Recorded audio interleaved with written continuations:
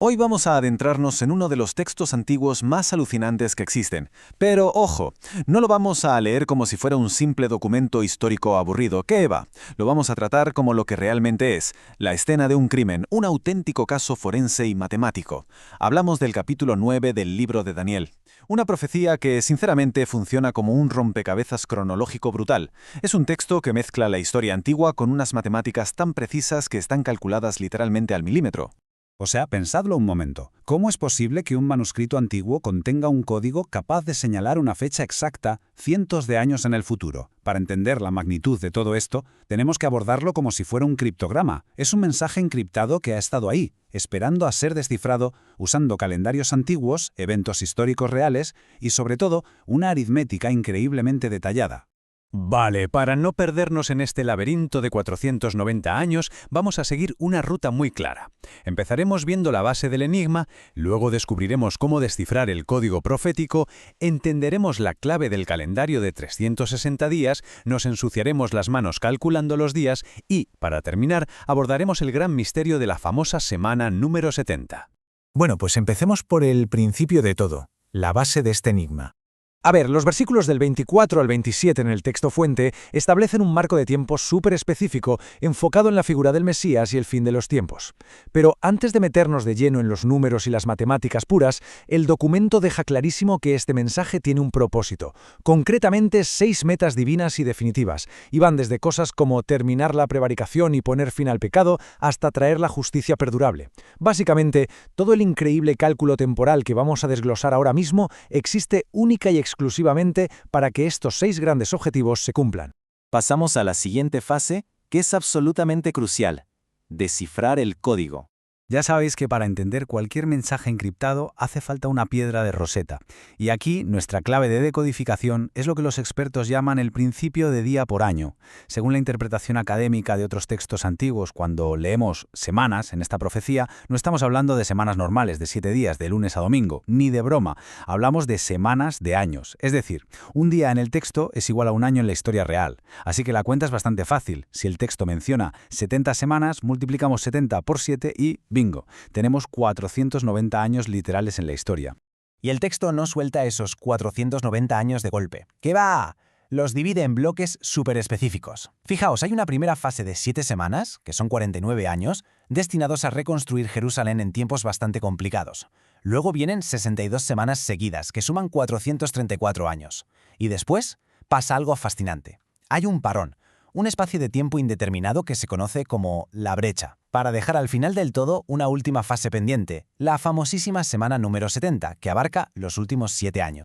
Y aquí es donde entra en juego la pieza que hizo que a los investigadores les encajaran las cosas, el ajuste del calendario. Resulta que cuando los primeros eruditos intentaron calcular estos años, se dieron de bruces contra un muro. Los números sencillamente no cuadraban con nuestro calendario actual. Ya sabéis, nuestro calendario solar estándar tiene 365,24 días, pero en textos antiguos, como el Génesis o el Apocalipsis, siempre se usa lo que llamamos un calendario profético. ¿Y qué tiene de especial? Pues que dura exactamente 360 días, clavados. Son 12 meses de 30 días. Y creedme, esa pequeña diferencia de 5 días y pico por año es la clave maestra de todo el tinglado. Vamos a hacer los números. Si juntamos las 2 primeras fases que vimos antes, las 7 semanas iniciales y las 62 siguientes, tenemos 69 semanas en total. Aplicando nuestra regla de un día por año, eso nos da exactamente 483 años proféticos. Según los analistas, este es el tiempo exacto y riguroso que tenía que pasar desde que se da la orden de reconstruir la ciudad hasta que aparece en escena la figura del Mesías príncipe. Y ahora agarraos, porque viene la conversión drástica. Si multiplicamos esos 483 años proféticos por los 360 días de su calendario correspondiente, la calculadora nos escupe un número redondo: 173.880 días.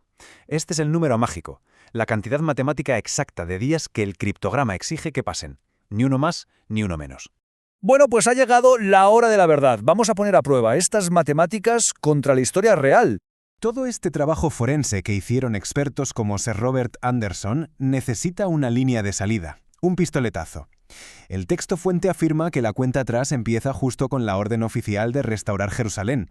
Y si nos vamos a los libros de historia, a los registros, vemos que ese decreto lo emitió el rey persa Artajerjes I.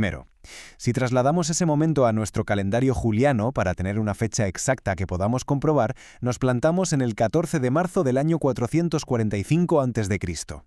Vale, vamos paso a paso con las mates. Del 445 a.C. al año 32 después de Cristo van 476 años solares. Ojo, recordando siempre un detalle súper importante. Históricamente el año 0 no existe, pasamos del 1 a.C. al 1 después de Cristo. Si multiplicamos esos 476 años por nuestros 365 días solares, nos dan 173.740 días. Pero claro, a eso hay que sumarle los 116 días bisiestos que se han ido acumulando durante casi 5 siglos. Y por último, le añadimos los 24 días de diferencia que hay entre nuestra fecha de inicio en marzo y el evento de destino en abril. Y es aquí cuando la cabeza te explota un poco. Porque al sumar todo eso, los 173.740 días solares, más los 116 bisiestos, más los 24 días de ajuste del mes, ¿sabéis cuál es el resultado? Exacto, 173.880 días. El cálculo, hecho puramente con historia secular y nuestro calendario solar moderno, aterriza en la mismísima cifra exacta que exigía el código antiguo con sus años proféticos. Matemáticamente hablando, encaja a la perfección. Es una locura.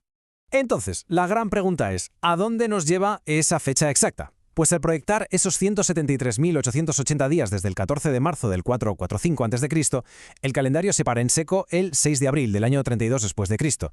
Y de acuerdo con la investigación, resulta que esta fecha coincide de manera súper precisa con el Domingo de Ramos, es decir, la entrada triunfal de Jesús en Jerusalén, el momento exacto en el que es presentado públicamente como el Mesías Príncipe.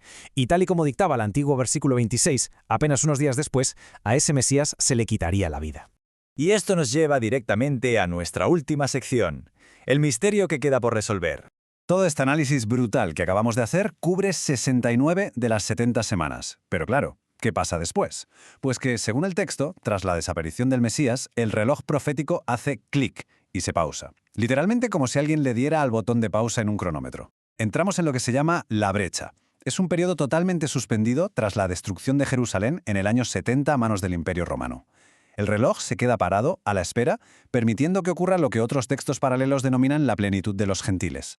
Y así, amigos de la historia y el misterio, llegamos a la pieza final del puzzle, la famosa Semana 70.